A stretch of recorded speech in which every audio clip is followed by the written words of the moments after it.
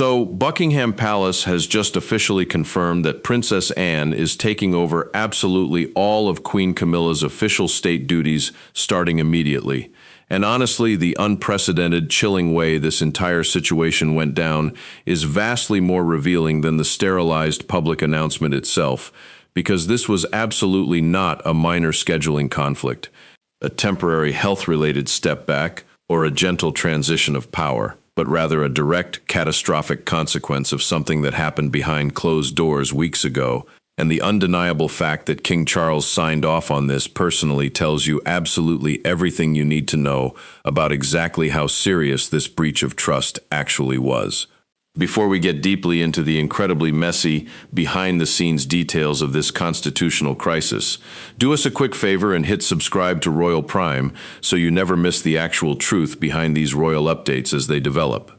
All right, let's break down exactly what happened, because the internal timeline here is genuinely wild and reveals a monarchy at war with itself. It began when King Charles read the final, drafted announcement entirely alone in his private study, and then deliberately placed the heavy document flat against his mahogany desk without saying a single word to his waiting aides. That specific, heavy silence matters profoundly, because the king fully understood that this was not a simple diary change or a shifting of patronages. Official state duties are the absolute core, fundamental responsibilities performed for the crown, encompassing massive ceremonial appearances, international diplomatic receptions, vital patronage visits, and high-stakes engagements standing directly beside the sovereign, meaning that by actively approving this massive transfer of power, Charles wasn't just casually asking his incredibly loyal sister to cover a few empty slots in a busy calendar. He was forcefully handing her an entire encompassing role, one that had painstakingly become completely identified with his own wife over decades of grueling public relations rehabilitation.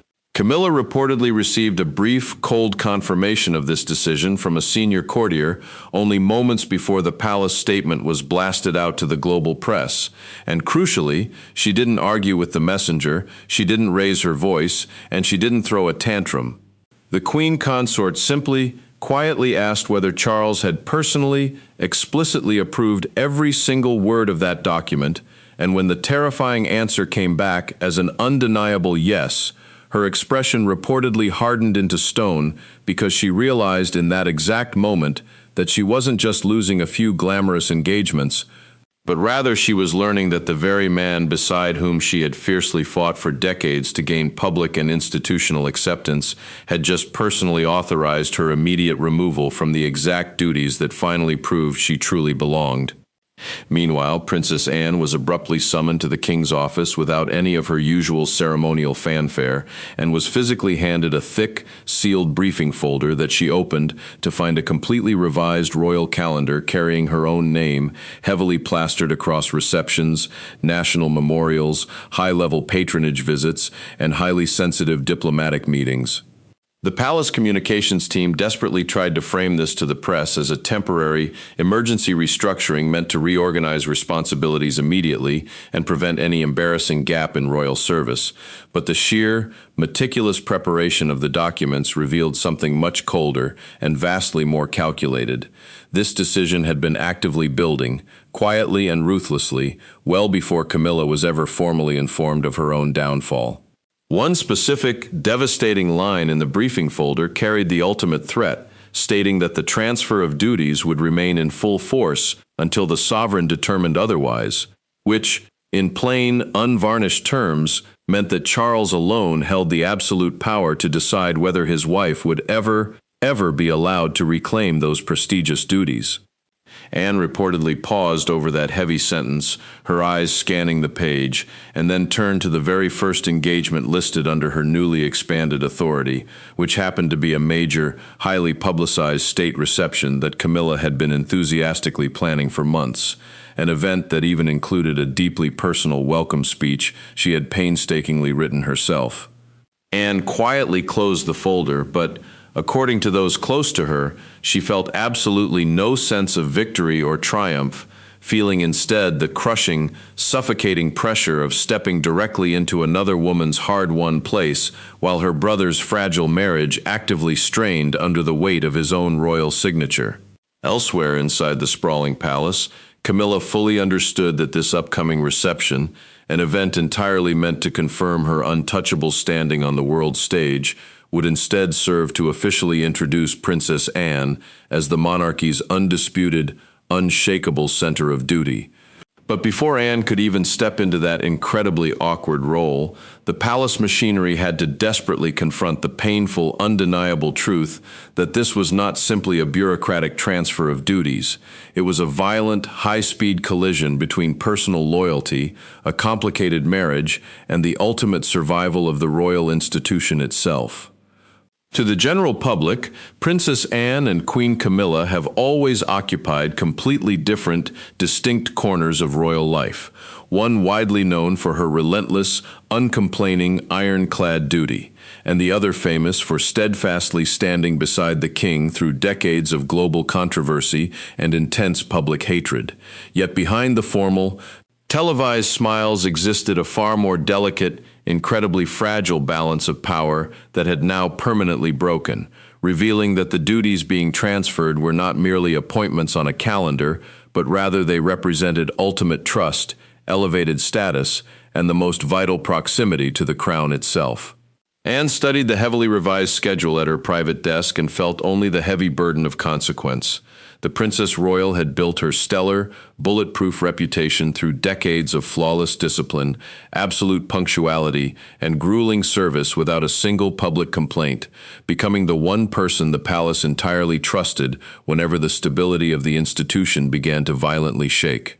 Yet this specific assignment carried a different, much darker weight entirely, because she was not simply filling an empty place left by illness or retirement. She was actively stepping into duties that had become the core of Camilla's public identity, and Anne knew that every single successful appearance she made could easily look to the outside world like undeniable proof that the queen consort had been completely, effortlessly replaced. Across the palace, Camilla opened her own reception folder and slowly, painfully removed the handwritten speech she had prepared weeks earlier, having written each and every word of that welcoming address with Charles in mind, genuinely believing the highly visible event would finally confirm her permanent place beside him after enduring years of brutal criticism and institutional resistance. A state role means representing the physical embodiment of the crown at official ceremonies, high-stakes diplomatic meetings, and vital public engagements on behalf of the monarchy, and for Camilla, losing that supreme role meant losing vastly more than just a busy schedule. It meant helplessly watching the clearest, most undeniable symbol of her global acceptance be unceremoniously passed into another woman's hands. Anne turned another page in her briefing packet and noticed names she had absolutely not expected to see, right as a senior aide entered the room and quietly informed her that several key household staff members had already been officially reassigned from Camilla's office to support Anne's rapidly expanded workload. Household staff are the crucial private secretaries, master planners, and elite advisors who manage a royal figure's official responsibilities, and their sudden, permanent transfer proved to anyone paying attention that this restructuring reached far, far beyond a single reception or a temporary diary adjustment. The palace was absolutely not preparing a temporary substitute. It was actively, aggressively building a brand new center of authority around Anne. Camilla discovered the much deeper, far more terrifying loss only moments later when she realized that her highest-level access to selected, highly confidential diplomatic briefing papers had been instantly suspended, entirely removing her from the classified material prepared for meetings with foreign representatives and heads of state. She stared at the empty space on her desk where the red files normally rested and understood the brutal message instantly. Charles had not only taken away her glamorous public appearances, he had deliberately, forcefully placed an impenetrable wall of distance between her and the private hidden machinery of royal power. The suffocating pressure tightened as a formal message arrived from her brother-in-law requesting a highly private meeting, while Charles had also summoned his wife separately to his own quarters, desperately hoping to control the massive domestic damage before her simmering resentment hardened into open, uncontrollable conflict. But Camilla flatly refused the summons, sending word that she would absolutely not enter the room until the king explained exactly what specific, inciting incident had persuaded him to act so suddenly and so ruthlessly. Her defiance forced the palace to look backward to the single, fateful ceremony where a private, seemingly petty disagreement became the absolute point of no return. The current crisis had not actually begun with the shocking announcement. It began exactly 3 weeks earlier, buried beneath the polished, glittering formality of a massive diplomatic ceremony where one altered seating card, one private objection, and one disastrous decision made completely without the king's approval turned quiet, simmering tension into open, toxic distrust. Everyone present at that event had continued smiling for the cameras, but behind closed doors, Charles understood that a massive constitutional boundary had been crossed, and Anne had witnessed the exact moment everything irrevocably changed. Anne had noticed the revised seating card only minutes before the Commonwealth Service of Renewal was due to begin, realizing with a shock that the Princess Royal had been abruptly placed behind two significantly less senior representatives and completely removed from her rightful historical position directly beside her brother during the central presentation. The order of precedence is the strict, official ranking that decides exactly where each royal figure stands during formal events, and casually changing it is never, ever a harmless accidental detail.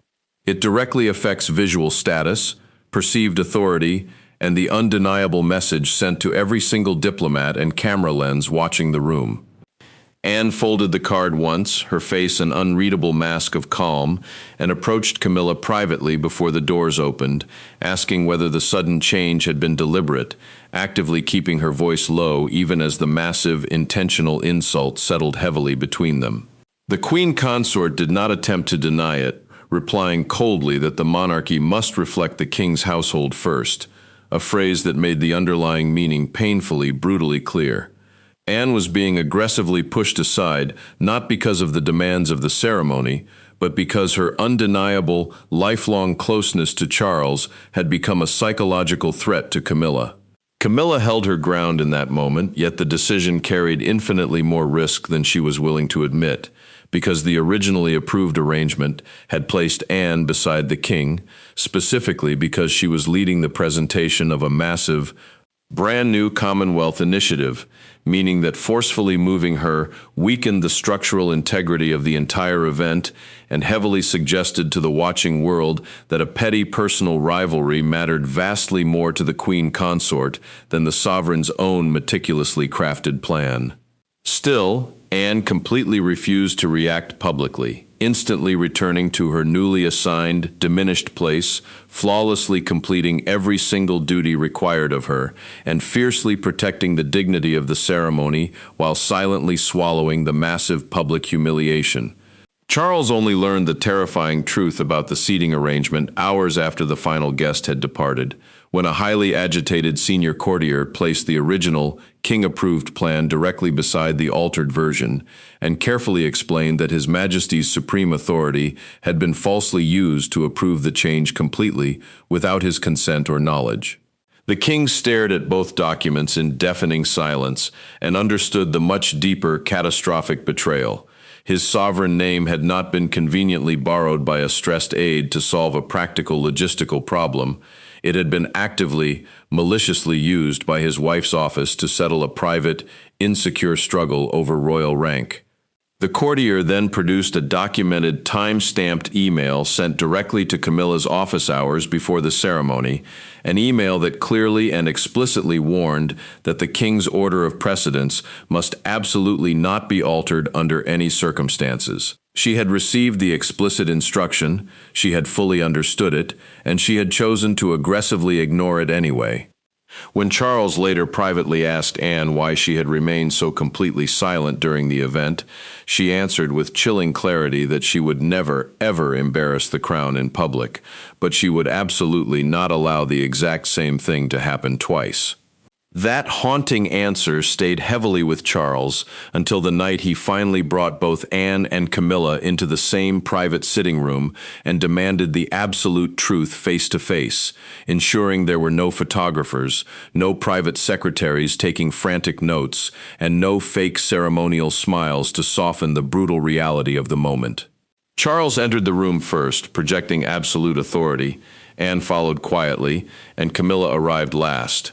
When the heavy oak door finally closed, the argument was instantly no longer about a trivial seating card or a reception schedule, but rather it became a massive, unprecedented reckoning over ultimate authority, public humiliation, and the terrifying question of whether private marital loyalty had been weaponized to manipulate the public, constitutional machinery of the crown. Charles ordered every single aide to remain standing outside in the corridor and deliberately placed the damning documents flat on the table directly between the two women. The king had specifically chosen a private sitting room because this crisis was simultaneously deeply personal and massively constitutional. The constitutional authority means the absolute power legally attached to the sovereign's official role, not simply his emotional wishes as a husband or an older brother, and on that table rested the revised ceremony plan, the ignored palace warning, and the printed email that proved someone had used his sacred name to approve a change he never, ever accepted. Camilla spoke first, the queen consort fiercely insisting that she had acted solely to protect the ultimate dignity of the sovereign's immediate household, arguing passionately that the people closest to Charles should always stand at the visual center of all royal events, before pivoting to accuse Anne of treating every minor necessary adjustment as a deep personal wound, stating that the palace could not keep constantly bending its modern image around one woman's archaic pride. Her voice remained rigidly controlled, but the boiling, defensive anger underneath it was absolutely impossible to hide. Anne answered without raising her voice a single decibel, stating firmly that the insult had never, ever been about where she physically stood on a carpet, but rather it was entirely about the king's ultimate authority being illegally borrowed without his explicit permission, pointing out that Charles had personally approved one specific arrangement, yet a completely different one had been imposed in his name. She looked directly, unblinkingly at Camilla, and made the devastating accusation plain. Private, paranoid insecurity had been recklessly placed above public, constitutional duty, and absolutely everyone sitting in the room knew it. Charles then asked the terrifying question neither woman could avoid: had Camilla actually known that the revised order had already been explicitly rejected by his office? A suffocating silence followed, and then Camilla finally admitted that she had indeed seen the warning, but genuinely believed her husband would simply support the decision once the ceremony was over and the optics were secured. The confession struck Charles vastly harder than a denial ever could have, because it proved she had not misunderstood a complex instruction. She had willfully, arrogantly chosen to ignore it. Charles slowly removed his glasses, set them heavily beside the scattered papers, and then revealed to the room that an emergency transfer of duties had already been formally drafted by his legal team. Such an order is a massive, highly formal instruction transferring official responsibilities from one royal figure to another, entirely without delay. And Camilla's expression changed instantly as she realized this meeting was not a stern warning, and it was absolutely not an attempt at marital reconciliation. The decision had already moved completely beyond words. Camilla rose sharply from her chair and faced her husband one final time during that explosive confrontation, telling Charles that actually signing the order would do vastly more than just weaken her position. It would openly reveal to the entire world who truly controlled the palace and who had already quietly decided that Anne was the safer, more reliable choice. Her final, echoing words raised a much more dangerous, paranoid question. Was Charles truly acting alone, or had a hidden, powerful circle of courtiers and heirs already decided that Princess Anne was the monarchy's safest future bet? Royal power rarely moves through a single dramatic shouted command. It moves silently through calendars, private secretaries, dense legal language, security briefings, and the quiet, unspoken agreement of the people who fundamentally understand what cannot be allowed to fail. Charles may have ultimately signed the order, but the massive machinery behind it had been turning for days, and Anne's name had emerged again and again in every single strategy meeting as the absolute only answer everyone entirely trusted. Charles had listened carefully as his private office measured the immense collateral damage, watching as the king's advisors worked frantically through patronages, highly sensitive foreign visits, massive investitures, military ceremonies, and countless appearances already promised in the packed royal calendar. An investiture is a highly formal ceremony where the sovereign or another very senior royal presents honors to members of the public, and abruptly canceling such duties would create massive embarrassment at home and extreme uncertainty abroad, meaning replacing Camilla slowly, over a period of months, was simply not a viable option.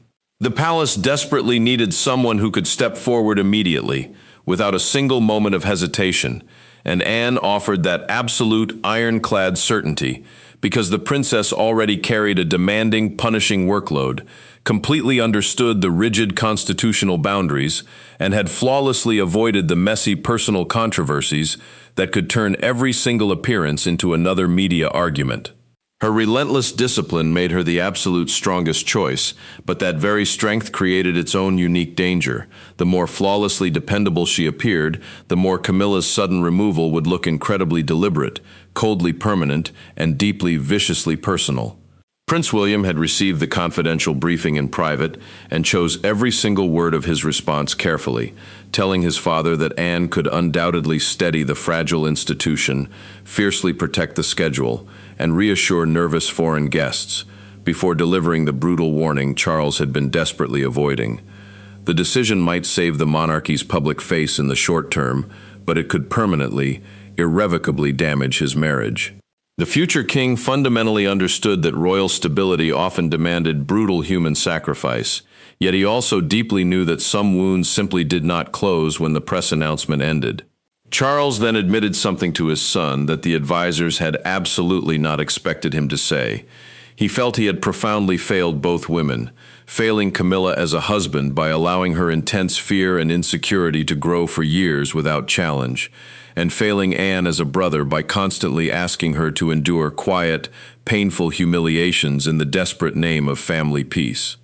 The king now faced the cruel, inescapable result of that long silence, realizing that relentlessly protecting one relationship had ultimately weakened them all. The advisors then presented highly documented concerns from several foreign delegations, written accounts that described frustrating last-minute changes, abruptly altered guest arrangements, and confusing instructions originating from Camilla's office that actively conflicted with approved, established plans, proving that the seating ceremony dispute had not been an isolated incident, but had merely exposed a vast, toxic pattern that absolutely no one could ignore any longer. Anne finally agreed to serve, but only after making one absolute non-negotiable demand. No public statement could ever suggest she had requested, pursued, or actively campaigned for the role. She would accept the heavy burden of duty, but she would absolutely not accept a narrative of victory. Before dawn broke over London, the heavily revised roster was circulated through the secure internal servers, and one recipient immediately, anonymously, sent it directly to Camilla's household, meaning that by sunrise, the decision had completely escaped the secure room where it was made, and Camilla was forced to begin dismantling the highly structured life that had been painstakingly built around her official position.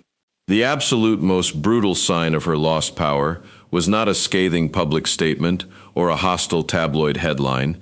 It was an entirely empty calendar, as engagements that had proudly carried Camilla's name for months vanished one by one, instantly replaced by Anne's.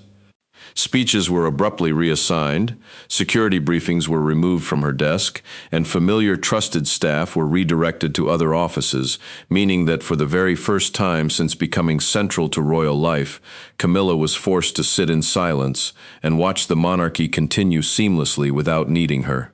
Camilla sat frozen with her private secretary as heavy briefing books, transport plans, speech drafts, and extensive guest lists were physically carried away from her office, watching months of intense preparation disappear in absolute silence.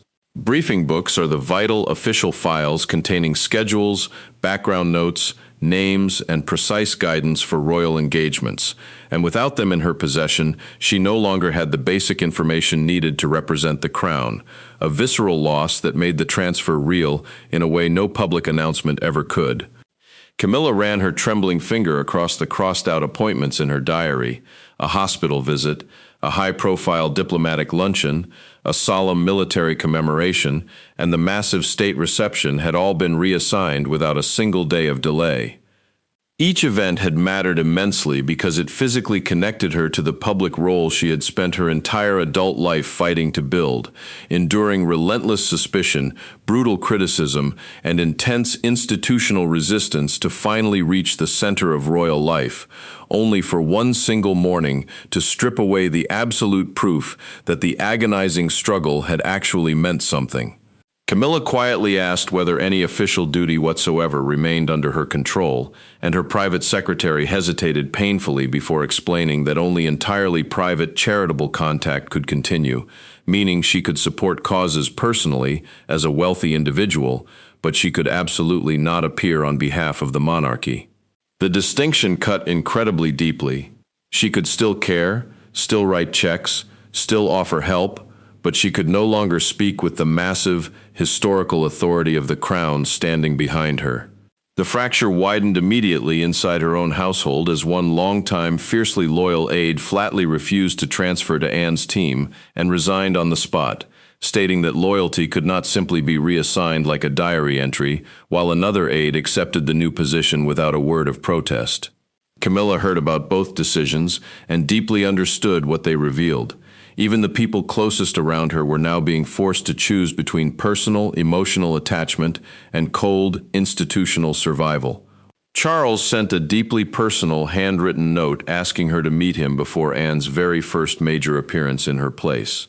The king did not send a junior aide or a formal typed summons, but wrote the desperate request himself, desperately hoping something personal might still reach her through the anger.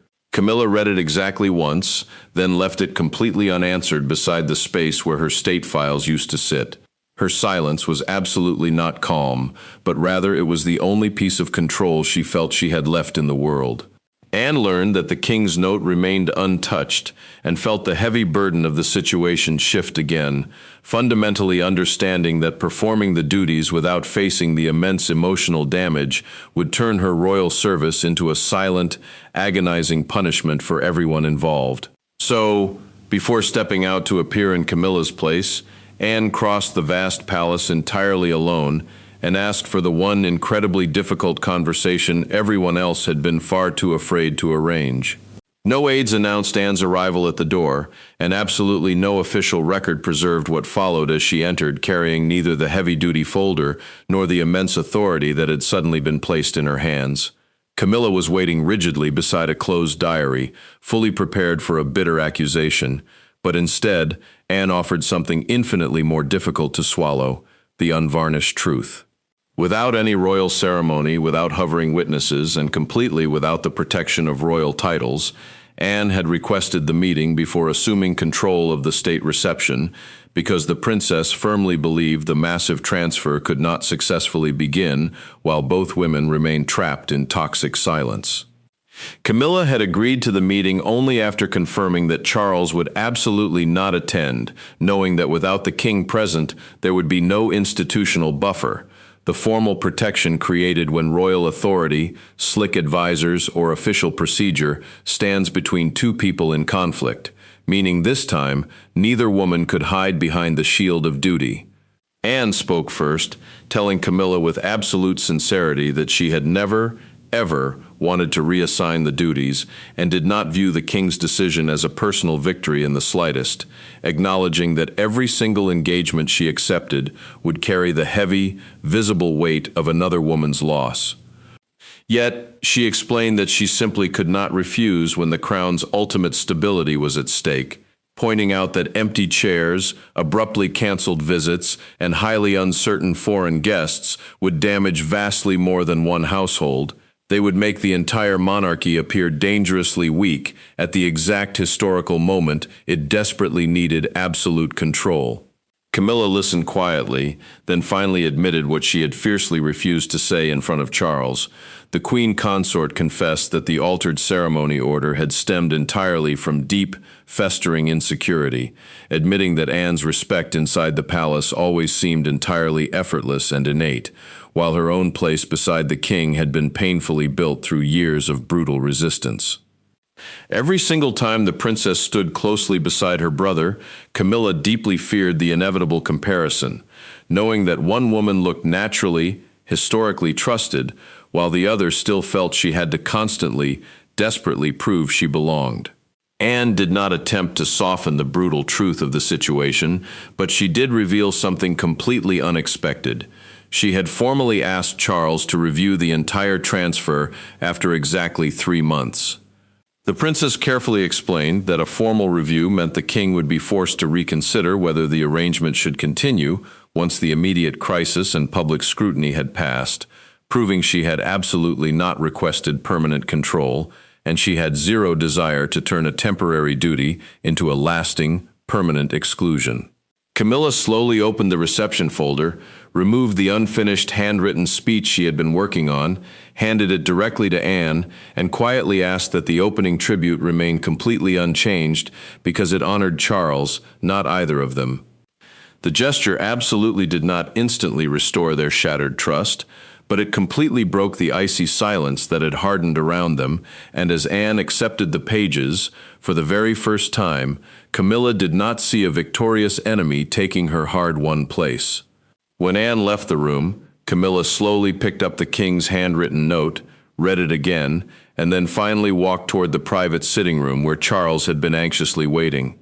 Their resulting conversation did not miraculously restore Camilla's lost authority, but it profoundly changed the meaning of Anne's first massive public appearance, and the entire world was about to witness that subtle difference. By the time Anne physically arrived at the state reception, the palace announcement had already become a massive, global national spectacle, with every single gesture, glance, and movement being hyper-examined by the press for signs of triumph, bitter resentment, or rebellion. Yet, the absolute defining image of the evening was not of Anne grandly entering beneath royal banners. It was a candid photograph taken just seconds before the massive doors opened, showing the princess securely holding Camilla's handwritten speech, her thumb resting gently over a line the other woman had chosen to erase.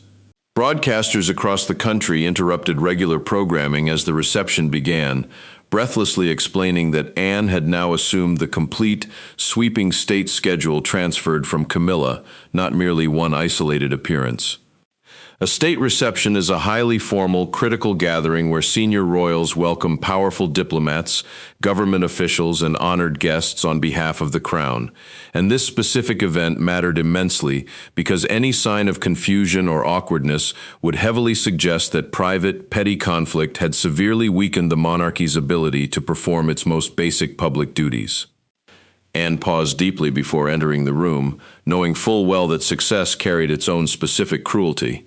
If she appeared fully, flawlessly confident, Camilla's brutal removal would seem completely justified to the press. But if she hesitated even slightly, Charles's massive decision would look incredibly reckless and destabilizing. Palace staff had spoken repeatedly to the press about seamless continuity, heavily insisting that royal obligations would proceed entirely without disruption. Yet Anne intimately understood that every calm, measured word she delivered would be directly measured against the woman whose actual speech remained firmly in her hands. Camilla watched the live broadcast in silence beside Charles, hearing Anne begin with the exact heartfelt tribute she had written for the king, and a deep, complicated grief rose beside her reluctant pride. Her carefully chosen words were still actively serving the crown, even though she no longer possessed the right to speak them herself. Charles remained completely silent throughout the broadcast, but watched his wife closely, seeing that the moment undeniably hurt her, but also seeing that Anne had actively, gracefully, refused to erase her presence from the evening. The striking photograph of Anne holding the speech spread across the internet before the reception had even ended, and a massive national newspaper placed it across their entire front page beneath the bold headline, "The duty passes, but the words remain." The powerful image instantly changed the volatile public mood. Anne no longer appeared to be a rival celebrating a ruthless victory, but rather she appeared to be a devoted servant carrying a massive responsibility while actively preserving the dignity of the woman who had tragically lost it. Outside the imposing gates of Buckingham Palace, a large crowd gathered beneath the famous balcony, and one woman lifted a simple handwritten sign reading, "Service without revenge," a phrase that others quickly began repeating as the television cameras turned toward them. The public had rapidly found its defining symbol for the crisis, not the humiliating fall of Camilla, but Anne's steadfast refusal to turn that fall into a public execution. Charles received a final, quiet message after the reception concluded, indicating that Camilla was finally ready to meet him, and the king understood that this next conversation would permanently decide whether her sweeping removal became a lifelong punishment or the difficult beginning of an entirely different role. The public had already delivered its overwhelmingly positive judgment on Anne, but only Charles and Camilla could decide what actually remained of their complicated marriage and what her institutional removal would finally, historically mean.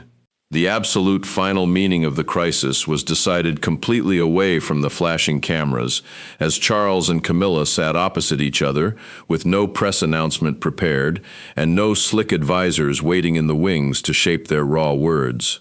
The massive state duties would absolutely not be returned, and Anne would continue carrying them without complaint, but the heavy conversation that followed transformed the decision from a brutal act of public rejection into a painful, necessary institutional boundary, one that ultimately saved the monarchy while forcing every single person involved to face the staggering human cost. Charles spoke plainly, without hiding behind any formal bureaucratic language, confirming to his wife that Anne would indeed retain every single transferred state duty for the foreseeable future because absolute consistency, unshakable trust, and clear, undeniable authority now had to come before any personal comfort. State representation means physically appearing and speaking on behalf of the crown during massive official ceremonies, high-stakes diplomatic engagements, and deeply emotional national occasions, and returning those vast responsibilities too quickly would instantly weaken the decision and heavily suggest to the world that royal authority could be blatantly ignored without any lasting consequence. Camilla listened in silence until he finished, accepting that the queen consort would indeed remain closely beside her husband in private family life and attend limited, highly personal occasions. But she would absolutely no longer direct the massive official program that had placed her at the very center of public duty. She admitted softly that losing the busy schedule felt exactly like losing the final, undeniable proof that their long, agonizing struggle against the world had actually been accepted. Decades of vicious criticism had only seemed worth enduring because the monarchy had eventually, finally given her a highly visible place. Now that that powerful symbol was gone, Charles did not attempt to dismiss or minimize the pain, acknowledging that her immense loss was entirely real, but he steadfastly refused to reverse the sweeping order. The monarch then bravely admitted his own deepest failure, confessing that his prolonged, cowardly silence had allowed the toxic insecurity between Camilla and Anne to deepen for years, until every small, necessary adjustment carried the crushing weight of bitter rivalry. By entirely refusing to set firm, clear boundaries much earlier, he had desperately protected a temporary, fragile peace while actively allowing the foundational trust to break completely beneath it. Anne received a quiet, handwritten message later that same evening, finding only 2 sentences inside from her sister-in-law. Camilla asked her to fiercely protect the specific charitable causes attached to the transferred role and promised that she would absolutely not interfere in the schedule again. The message carried absolutely no demand for public recognition and no desperate attempt to secretly recover control. It was the very first undeniable sign that true acceptance had finally replaced bitter resistance. Anne preserved those vital causes within the heavily revised schedule, flatly refusing to erase Camilla's hard work simply because the ultimate authority had changed hands, a decision that definitively proved that taking immense responsibility did not actually require humiliating the woman who had held it before. Duty could remain incredibly firm without ever becoming cruel. The massive transfer of power became the absolute clearest statement of the modern monarchy King Charles intended to lead. Affection could shape their private life, but official institutional trust had to be brutally earned, fiercely protected, and never, ever borrowed without explicit consent. And when Princess Anne stepped confidently forward into the blinding spotlight while Camilla quietly stepped back into the shadows, the British monarchy did not celebrate a winner. It survived only because three deeply wounded people finally accepted the brutal truth that duty without absolute trust is only empty ceremony. But duty actively guided by fierce accountability can still fiercely protect the crown.